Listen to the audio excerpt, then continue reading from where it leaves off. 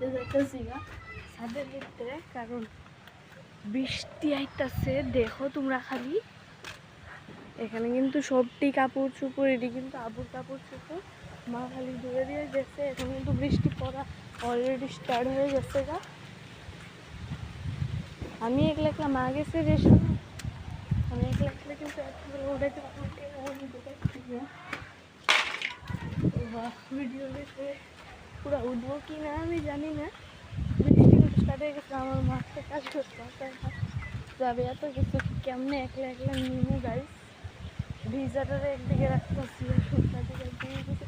বেশিরভাগ কাপড় কিন্তু শুকাই গেছে গা, বাতাসে শুকাই গেছে গা। আগে কিন্তু রৌদ্র ছিল। এখন কয়টা বাজে? 9টা 10 বাজে সকাল, আর এখন এই অবস্থা।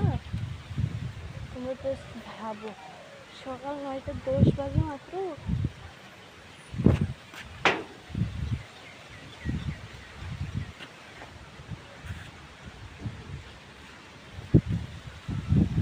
এত ব্যাপারটা আমি কীভাবে দিব, আমি নিজে।